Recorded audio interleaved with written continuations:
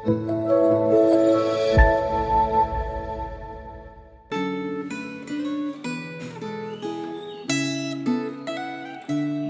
jemaat yang dikasih oleh Tuhan. Sebelumnya saya ingin mengucapkan selamat hari Natal bagi setiap kita.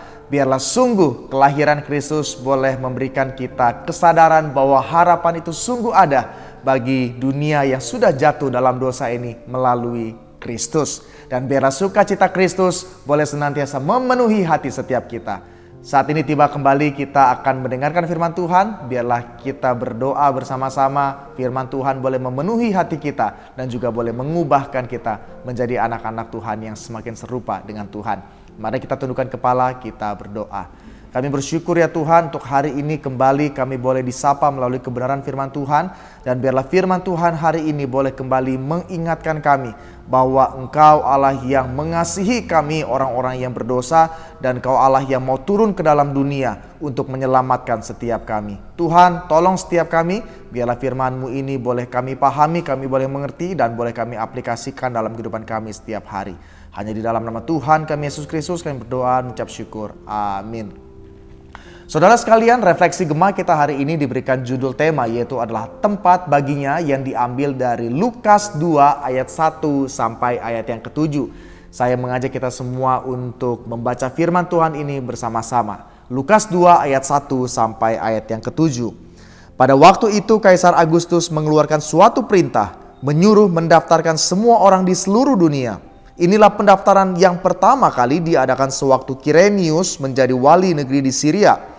Maka pergilah semua orang mendaftarkan diri masing-masing di kotanya sendiri. Demikian juga Yusuf pergi dari kota Nazaret di Galilea ke Yudea ke kota Daud yang bernama Bethlehem.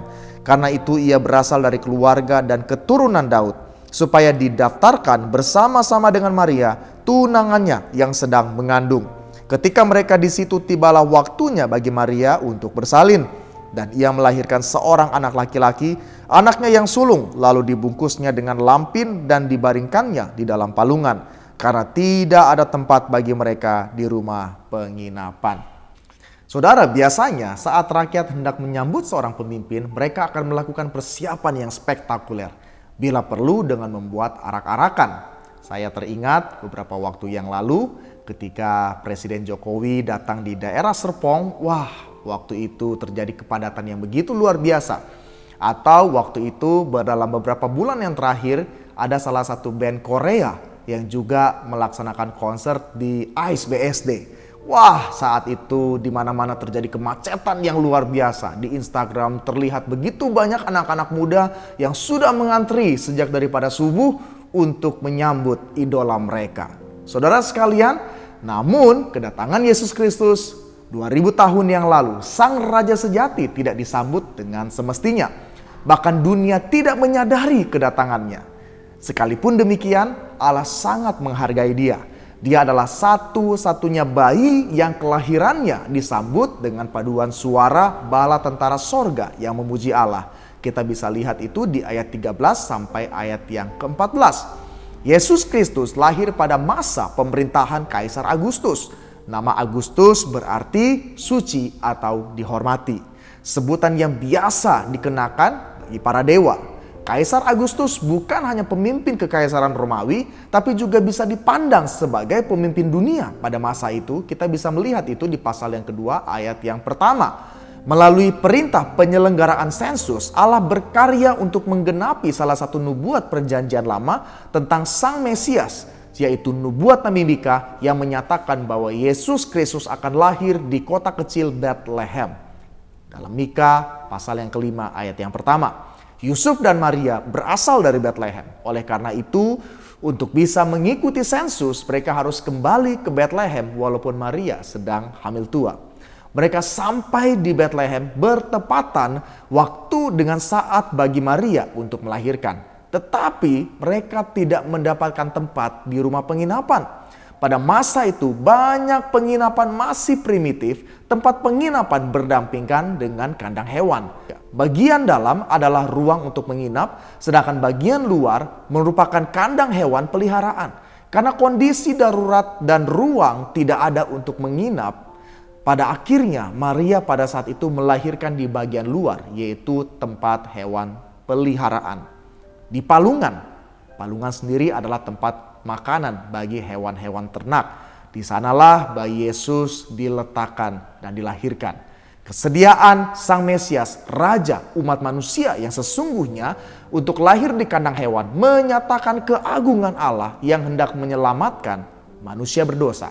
Pada hari Natal ini, marilah kita bersyukur untuk kesediaan Allah datang ke dalam dunia untuk menyelamatkan manusia berdosa. Yesus Kristus, Sang Anak Allah, rela menanggalkan segala kebesaran dan keagungannya untuk menjadi manusia yang lahir dalam kesederhanaan, bahkan dalam kehinaan untuk kepentingan setiap kita.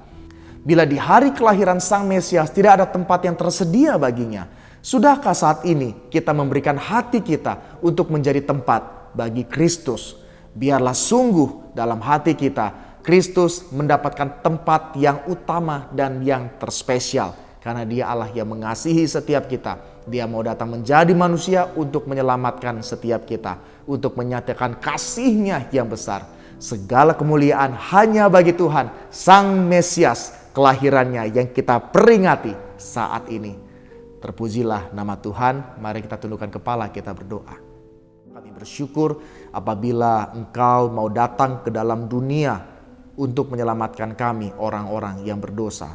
Sekalipun kelahiran-Mu ke dalam dunia ini tidak disambut dengan kemeriahan, tidak disambut dengan gegap gempita, penyambutan yang luar biasa. Namun Engkau memilih semua itu, memilih jalan kesederhanaan untuk menyelamatkan kami, orang-orang yang berdosa. Justru di tengah-tengah kesederhanaan yang Kau nyatakan, kemuliaan Allah dinyatakan. Dan biarlah melalui perenungan hari ini, apabila beberapa tahun yang lalu pada saat kelahiran-Mu tidak ada tempat bagimu untuk dilahirkan, biarlah ketika kami menyadari ada Kristus yang telah mengasihi menyelamatkan kami, kami boleh berikan hati kami menjadi tempat di mana Engkau Allah yang mengisi sepenuhnya menjadi yang utama dan terutama dalam kehidupan kami. Terima kasih ya Tuhan, terima kasih. Biarlah firman-Mu ini boleh senantiasa kami ingat dan kami boleh lakukan dan hidupi dalam kehidupan kami setiap hari. Terima kasih Tuhan. Hanya dalam nama Tuhan kami Yesus Kristus kami berdoa, mengucap syukur. Amin. Sekali lagi selamat hari Natal. Kiranya sukacita Natal senantiasa memenuhi hati setiap kita. Have a nice day.